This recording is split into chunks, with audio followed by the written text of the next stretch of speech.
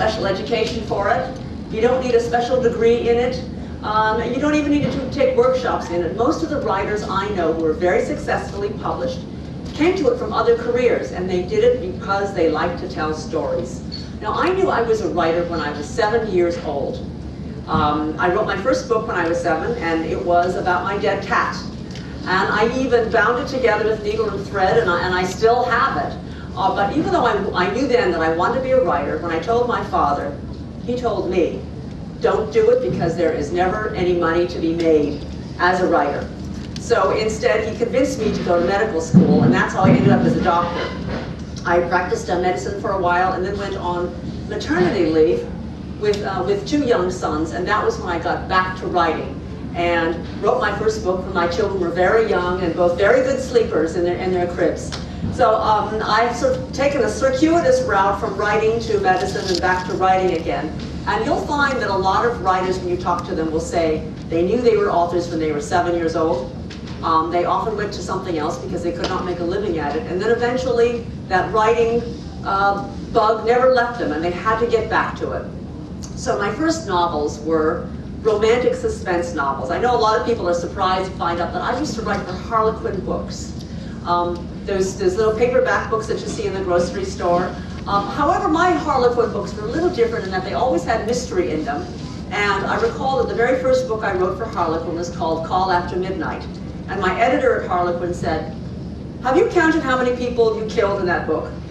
And I said, no. And she said, we did an editorial meeting and we searched and we found 13 dead bodies in your novel. So we realized then, or I should have realized then, that I was a budding thriller author, and that's probably where I should have stayed.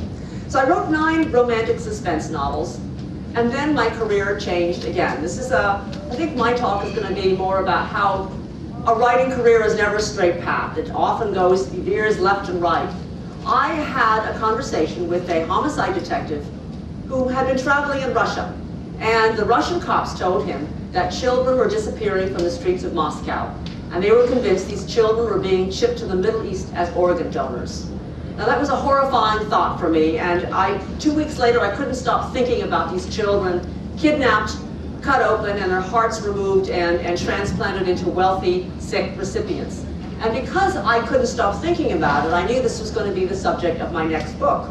But up until that point, I had never written a medical thriller. It was my first time, and I knew that I was going to finally bring in my medical background, and it was going to be a story in which I told secrets. I told secrets about medicine.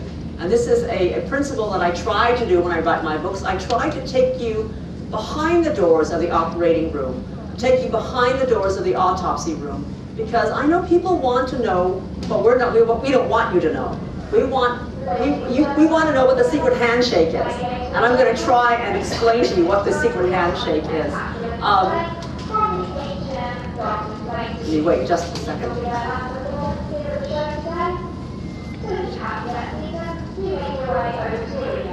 Okay, I think we're done. So when I wrote that book, Harvest, which was my first medical thriller, even the title Harvest was considered a secret among the medical profession. That is not a word that they like to use because it makes people upset when they think of their loved ones' organs being taken from them, and the fact that the word harvest is used about them as if they are a stalk of corn or wheat. I tell you also about what it's like in the operating room. What is it like to harvest a heart? What is it like to do a transplant? And I discovered from that particular book a couple of things, not only about secrets, but I also found out that this is how I should be writing books. I should find a subject that moves me emotionally, that gives me an impact, that makes me go, oh my God, what a horrible thought. And that is really where the best books come from.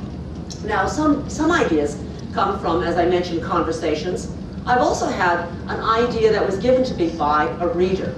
I was on book tour for a book about the space program called Gravity.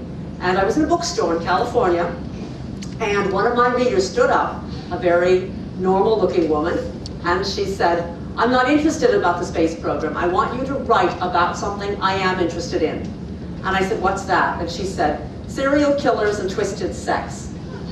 Well, I was a little surprised by that, and I had to ask her, what do you do for a living? And she said, I teach. And I said, what do you teach? And she said, the 3rd grade. We're talking about 8-year-old students here. So here is a teacher who gets her fantasy life as she's standing in front of 8th grade students, third grade students, and she's imagining stories about serial killers and twisted sex. So I went home thinking, okay, well, I should be writing a story about this, but what else do I know about what my readers want? And I began to ask my readers, do you like serial killer books? And the women almost invariably said, yes, we love these books, but we only like them if the victims are women. I said, what if the victims are men? They said, we don't care about those. So I got a little bit of psychology about my readers, and I understood that they want books about serial killers and twisted sex and female victims. What is this about female victims? A lot of you will go through a bookstore, and you'll find that a lot of the thriller novels, a lot of the crime novels, have dead women on the covers. In fact, dead women seem to be the primary victims across the genre of crime novels. What is going on here?